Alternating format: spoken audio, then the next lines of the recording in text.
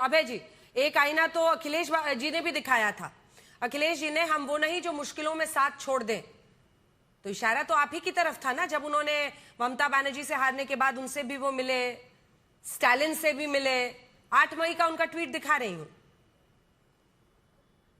आप ही को आईना दिखा रहे थे।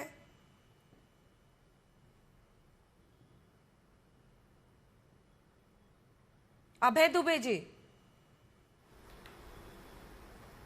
जी अच्छा, आपने मुझसे पूछा अंजना जी।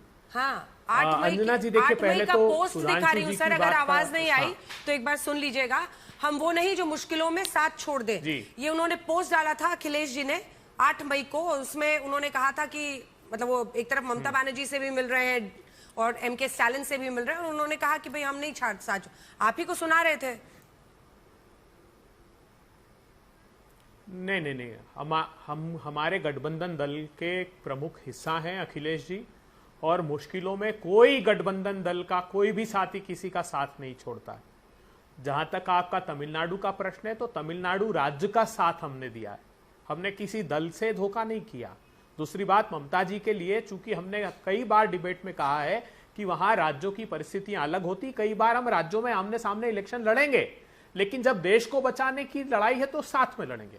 मैं सुधांशु जी से प्रश्न करना चाहता हूं, कांग्रेस के तो 664 एमएलएज हैं, आउट ऑफ विच 520 हिंदू है, 78%, 12% मुस्लिम है, 10% दूसरे दल के लोग हैं। मुझे बताइएगा ये कौन है? गुलाम मोहम्मद मीर, अब्दुल राशिद, नासिर अहमद लोन, फकीर मोहम्मद, एक लंबी लिस्ट है जिसको कश्मीर में मुसलमानों को टिकट दिया, लेकिन उत्तर प्रदेश और असम में नहीं दोगे क्योंकि पोलराइज करना है वहां चुनाव। देश के लोगों, आंखें खोलकर कान खोलकर सुनिए गौर से, आतंकवादियों तक को टिकट दिए इन्होंने। सैफुल्लाह फारूक 10 साल जेल काट के आया, कश्मीर से टिकट दिया। तारिक अहमद मीर, पाकिस्तान से हथियार सप्लाई करने वाले को टिकट दिया। तालिब हुसैन जो मंच साझा करता है गृह मंत्री के, जनता ने पकड़ा आतंकवादी। आतंकवादियों से भी परहेज नहीं है, लेकिन देश में ये दो हिस्से करना चाहते हैं। अब जवाब दीजिए सुधांशु जी। अब सुधांशु जी ने कहा कि लोकसभा या राज्यसभा में, एक मिनट, इन्होंने कहा लोकसभा या राज्यसभा में इन दलों को इन्होंने मेंशन नहीं किया। और अरे साहब, आपकी सरकार बैसाखियों पर थी, आपको आवश्यकता है क्योंकि आपने सरकार बनाई है। यहां कोई संवैधानिक प्रावधान नहीं है कि लोकसभा या राज्यसभा में दर्ज कराएं कि इतने राजनीतिक दलों का गठबंधन है। हमारा गठबंधन, हमने कहा कि राज्यों में अलग स्तर पर हम चुनाव लड़ते हैं और देश को बचाने के लिए हम साथ आते हैं। तो ये अब आप अपने पापों पर इससे पर्दा नहीं डाल सकते कि कितनों को टिकट दिया, बताइए आपने असम में मुसलमान को, तो फिर जाएगा कहां? जीतेंगे तो सही ना। सभी धर्म के लोगों का हिस्सा है यहां बराबरी का, इसलिए सब धर्म के लोग जीतेंगे। प्रधानमंत्री जी जब अवसर आता है तब ईद पर कहते हैं कि मुसलमान के घर का खाना खाता हूं मैं, मुस्लिमों से विदेशों में जा जाकर गले लगते हैं, और यहां रोज टेलीविजन की डिबेट में आप सांप्रदायिक ध्रुवीकरण करते हैं। अब जवाब सुनिए सुधांशु त्रिवेदी। सुधांशु जी, मुझे लगता है, देखिए, अभय दुबे जी कांग्रेस के प्रवक्ताओं में शालीनता से जवाब देते हैं, परंतु मुझे लगता है उनको मैं दोष नहीं दे रहा हूं। ये कांग्रेस ऐसे मूर्खतापूर्ण तर्क दे सकती है कि हम विपक्ष में हैं तो हमें इंडिया अलायंस का लीडर बताने की जरूरत ही नहीं थी। जब हमारे नेता प्रतिपक्ष थे सुषमा जी और जेटली जी, तो पूरे एनडीए के थे। जब हम विपक्ष में थे तो अटल जी एनडीए के नेता थे, बाद में अडवाणी जी एनडीए के नेता थे। आपका एनडीए का नेता कौन? ये विपक्ष में रह के बचने का प्रयास। अब आइए आपके दूसरे प्रश्न का उत्तर देते हैं। मौका परस्त कौन? तमिलनाडु में अभी आप साथ में चुनाव लड़े और बुरी तरीके से जनता ने हराया, और मौका परस्ती की इंतहा की सत्ता के लिए चले गए डीएमके के साथ।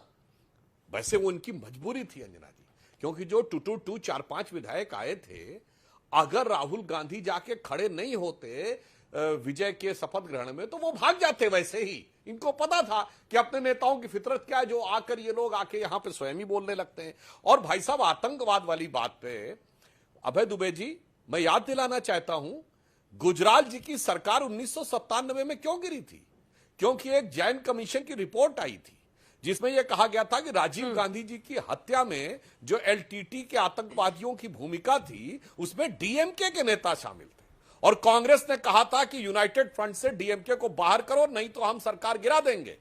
और यूनाइटेड फ्रंट ने बाहर नहीं किया तो डीएमके के आतंकवाद में संलिप्त होने के आरोप में भारत में एक सरकार गिराई कांग्रेस ने और फिर उसी डीएमके से मिलके गजब का हाथ मिलाया और सत्ता से बाहर जाते ही डीएमके को झटका मारा और पलटकर टीवीके से हाथ मिलाया। आप लोग तो अद्भुत हैं। और मैं देश को बताना चाहता हूं, इस देश में पहली बार प्लेन हाईजैक कब हुआ? जनवरी 1978, लखनऊ से दिल्ली जाने वाली प्लेन, और जो हाईजैकर्स थे उनको कांग्रेस ने टिकट देकर एमएलए और एमपी बनाया और वो 15-15, 20-20 साल उत्तर प्रदेश में रहे। जिन्होंने हाईजैक होने में डिमांड क्या थी? इंदिरा गांधी से केसेस हटाए जाएं, इंदिरा गांधी को जेल से बाहर निकाला जाए।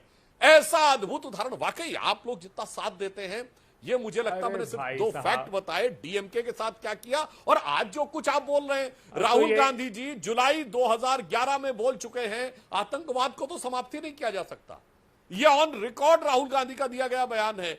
मगर क्या किया जा सकता है, मोदी जी ने सत्ता में आके दिखाया। इसलिए मैं सिर्फ इतना कहना चाहता हूं, तो इसलिए टिकट देंगे के साथ समस्या मतलब है कि गठबंधन राहुल जी ने बयान तो दिया, साथ में रह के एक बात दिया, अबे जी साथ में रह के अभी अखिलेश जी को दिखाया जा रहा था। अंजना जी याद करिए, ये तो 2023 में गठबंधन में थे मध्य प्रदेश विधानसभा चुनाव में।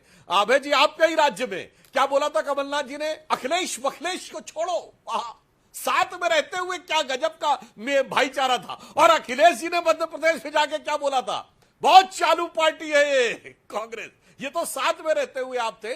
इसलिए सबको पता है कि आपके अंदर की हकीकत क्या है, वही स्वाभाविक रूप से बाहर आ रही है। इसलिए हमें कुछ करने की जरूरत नहीं है, हमें सिर्फ देखने की जरूरत है।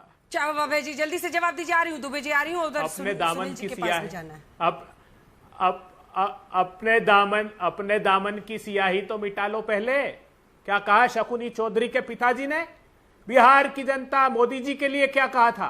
बिहार की जनता एकजुट हो गई तो जमीन में गाड़ देंगे। उनके बच्चे को मुख्यमंत्री बना दिया आपने।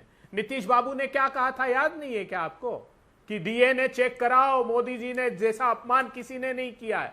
प्रधानमंत्री जी क्या कहते थे नीतीश के लिए कि इससे ज्यादा अश्लील भाषा किसी सार्वजनिक जीवन के व्यक्ति ने आज तक नहीं बोली, मैं तो बोल भी नहीं सकता हूं। और हमको पाठ पढ़ा रहे हैं आप। आपने बुनियादी बातों का जवाब नहीं दिया।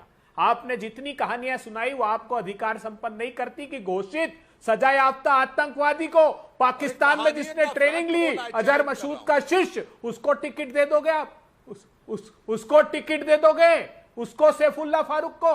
आप तालिब हुसैन को, तारिक अहमद मीर को अपनी पार्टी में रख लोगे? क्या बात करते हो? और इधर हिंदू मुसलमान करते जाते हो। आपके एक प्रांत में कहते हैं अभी वेस्ट बंगाल में सरकार बनी। अरे गौ माता नहीं होती? 14 साल के बाद काट के खाओ प्रेम से, ये कह रहे हो आप लोग। आपके हेमंत तो विश्वा शर्मा कह रहे हैं कि चुपचाप घर में बैठकर गाय को खा लो। और दूसरे प्रांत में जहां चुनाव है वहां घर में घुस के लोगों को मार दोगे। इतनी बेशर्मी मत कीजिए सुधांशु त्रिवेदी जी। कम से कम जो अपने पहले आपने कहा है वक्तव्य और व्यवहार के अंतर को समाप्त कीजिए। ये देश धीरे धीरे आपके चरित्र को समझने लगा है। अब हर बार सिर्फ हिंदू मुसलमान करके अपने पापों पर पर्दा नहीं डाल। छोटा सा जवाब आ रही दुबे जी। बस छोटा सा आप देखिए, हम हिंदू मुसलमान तो नहीं कर रहे, देश आपके चरित्र को समझता है। क्यों भाई साहब? ये किसका डायलॉग है? कांग्रेस मतलब मुसलमान, मुसलमान मतलब कांग्रेस। कांग्रेस की ताकत मुसलमान, मुसलमान की ताकत कांग्रेस। रेवंत रेड्डी कांग्रेस के मुख्यमंत्री तेलंगाना के। 100% मुसलमानों का वोट मिलना चाहिए, 1% भी कम नहीं होना चाहिए। कमलनाथ पूर्व मुख्यमंत्री मध्य प्रदेश। और भाई साहब आतंकवाद पे आप बोलते हैं। हाफिज को साहब किसने कहा? कांग्रेस ने। ओसामा को जी किसने कहा? कांग्रेस ने। जाकिर नायक को शांति का मसीहा किसने कहा? कांग्रेस ने। बुरहान वानी को भटका नौजवान किसने कहा? कांग्रेस ने। अफजल गुरु के साथ गलत हुआ, अफजल हम शर्मिंदा हैं, तेरे कातिल जिंदा हैं, नारे वालों के साथ कौन खड़ा रहा? कांग्रेस। इशरत जहां को बेटी कहने वाले इंडी गठबंधन वाले लोग थे। और अगर आप यह भी देखना चाहें तो भाई साहब याकूब मीनन की जुडिशियल किलिंग हुई है, किसने कहा? कांग्रेस ने। और हाफिज सईद ने अगर तारीफ की है तो कांग्रेस पार्टी की तारीफ की है। इसलिए आतंकवाद से आपका जो गठबंधन है वो बहुत पुराना है। ये सब तो कहा कांग्रेस ने। ठीक है, एक बार आनंद दुबे जी को जल्दी से दिखा दीजिए। दुबे जी छोटा सा रिस्पॉन्स हो गया। अब ये रोज की बात, रोज एक ही बात होती है। दुबे जी जल्दी से। अंजना जी बीजेपी कह रही है यम, कांग्रेस कह रही है हम कह रहे हैं न यम न डी मतलब देश। देश कैसे जानती हैं आप? हमारे शरीर में आत्मा भी रहती है और मन भी रहता है। मन हमारा विकास है तो आत्मा हमारा धर्म है। हमें दोनों लेकर चलना होगा। जिस दिन यह इंडिया गठबंधन या विपक्ष आत्मा की बात सुनने लगेगा, दुबे मन जी, तो वो अपने आपको आप सुना दौड़ रहे हैं। पड़ेगा, लेकिन हम आत्मा की सुनते नहीं, सनातन की सुनते नहीं।